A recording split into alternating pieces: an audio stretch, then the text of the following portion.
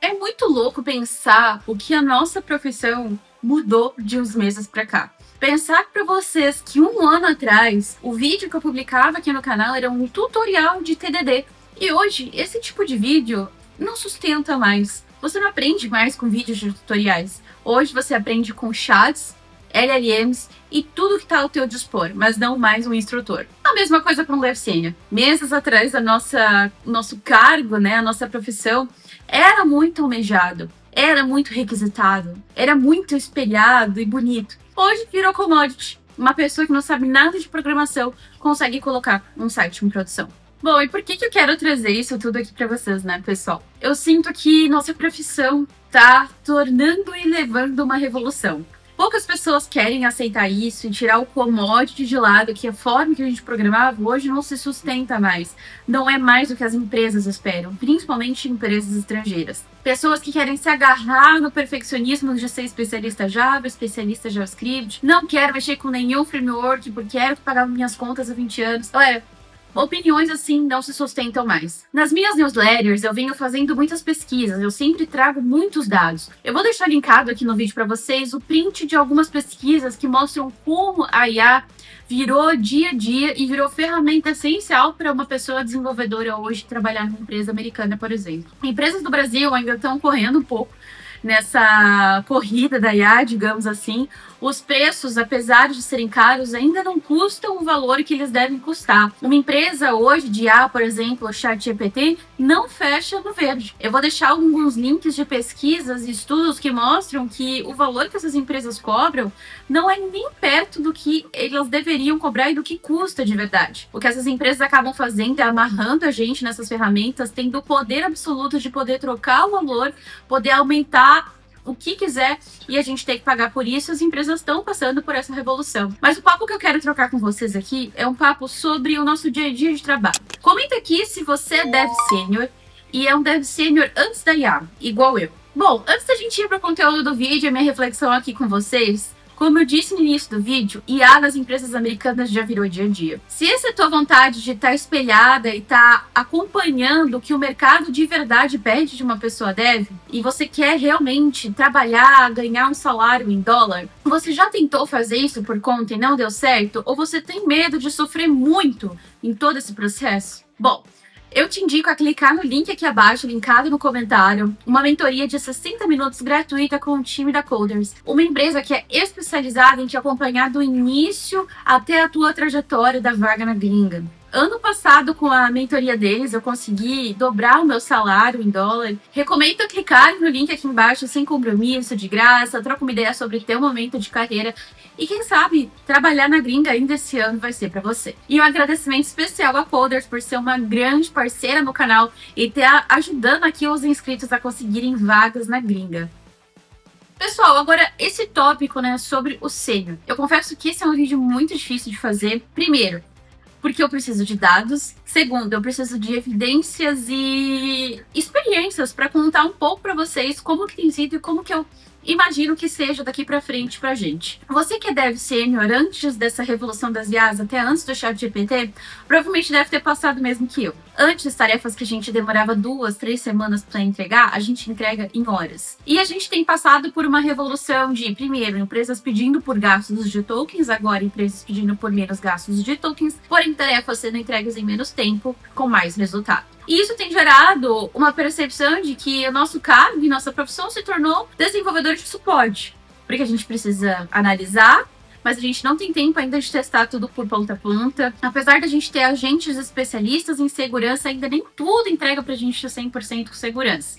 E a gente tem que acompanhar tudo em produção. Ou pior, acompanhar notícias de pessoas criando SaaS ou softwares de ponta a ponta, comentando ter um código eficiente e ver como a nossa profissão está sendo banalizada. Mas é engraçado ver que a maioria das notícias dessas pessoas tem muita vulnerabilidade dentro do teu sistema. São softwares em produção que não se sustentam. Mas eu quero deixar isso para outro papo. Mas sim, nossa profissão está banalizada. Qualquer um pode ser desenvolvedor sênior hoje em dia, até parece. A reflexão que eu tenho é que daqui pra frente, a forma que a gente programava não vai existir mais. Passar tempos lá decorando como que a gente coloca uma função no ar, né? A gente passar tempos e horas, né? Criando classes de testes, pensando em casos de teste. Gente, isso hoje eu acho que daqui pra frente não vai ser mais a forma com que a gente programa. E se você é um desenvolvedor sênior que ainda fica preso no pensamento de que não, eu sou especialista, não quero me entregar a mais nenhuma outra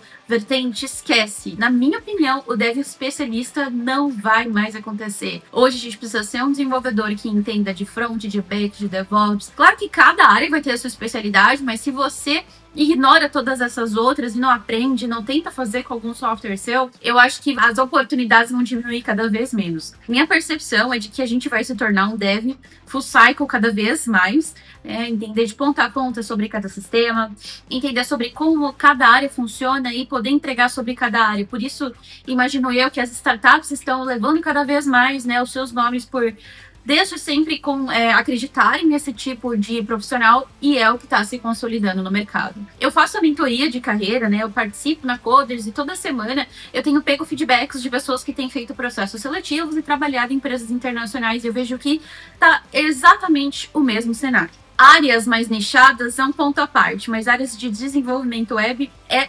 100% full stack. A área de front-end, como a gente sempre fala, que vai morrer, tá diminuindo cada vez mais as vagas. Se você é dev front-end, não quer aprender back-end, você vai ficar sem emprego. Isso é fato. Se você é um dev front-end sênior, aprende o básico de back-end. É web, Node, JavaScript, tá tudo na web. Então aprende isso, porque isso vai garantir muito mais oportunidades no mercado. Agora, o segundo tópico do vídeo. O que esperar daqui pra frente? Eu imagino que o esperar daqui pra frente é entender que talvez essa pira com IA vá entrar no status quo de que precisamos economizar, mas a gente precisa adicionar inteligências de IA de forma eficiente. A gente vai entrar no cenário de que essas empresas como Anthropic, ChatGPT, etc., vão prender a gente de uma certa forma, e a gente vai ter que entender como fazer isso rodar numa IA própria. Algum Oyama, alguma ferramenta open source, porque eu acredito muito que os preços vão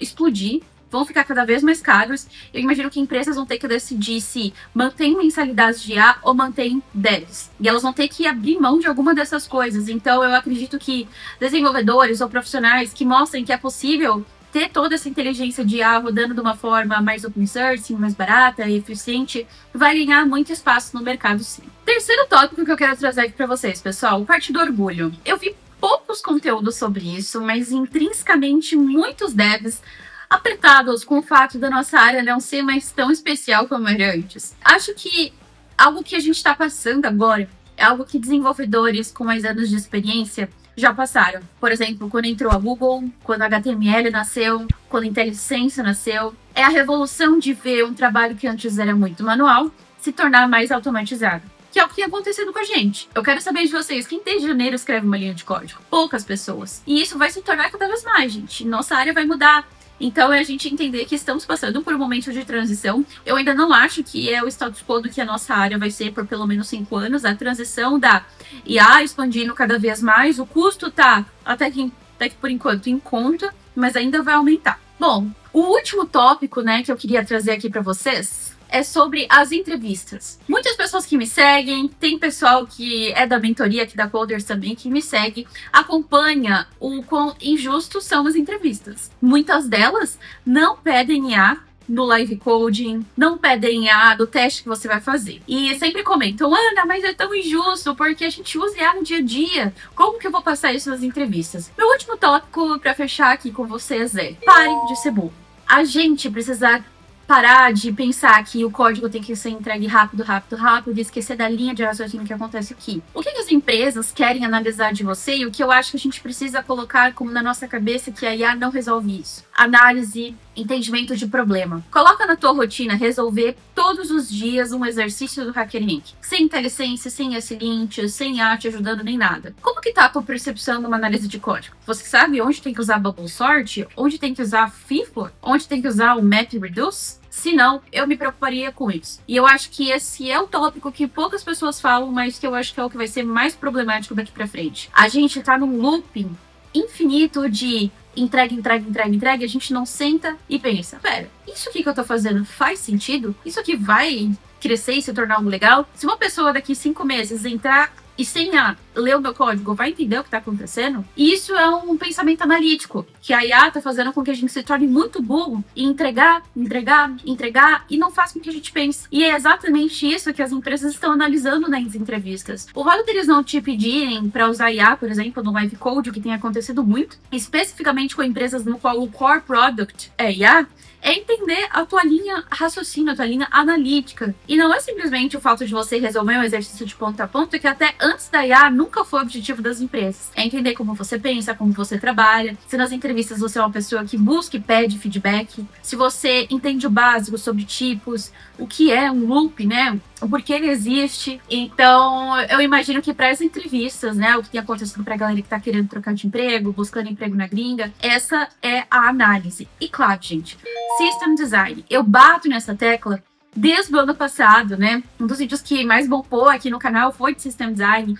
E eu acredito que eu fui uma das primeiras pessoas a pavimentar esse assunto aqui, porque é essencial. Como você arquiteta um sistema? Como você confia na IA e fala, não, realmente, para eu fazer um SaaS de ponta a ponta aqui, a IA disse tudo certinho. Você precisa de entendimento, de performance, de trade-offs, entender sobre requisitos. Por isso que eu acredito que System Design em entrevistas e durante o trabalho é o que mais vai crescer. Para você, faz sentido algum desses pontos que eu falei? Deixa aqui nos comentários, eu quero entender a percepção de vocês. Apesar de assustar, parecer que a nossa área vai acabar, vai pro limbo. Eu, se fosse você, eu teria um tiquinho de fé de que, apesar de as nossas descobertas não serem as mesmas de antes, a gente fica feliz quando o código roda, a gente fica feliz quando a gente encontra o erro, a gente busca o log e faz funcionar, nossas descobertas são diferentes. A gente tá tendo que se aprofundar em machine learning, a gente tá tendo que aprofundar em ciência de dados e programação, o que antes pra gente não tinha tempo, porque nossa preocupação era exatamente com o código. Se eu fosse você, eu ficaria feliz porque nossas descobertas estão sendo outras,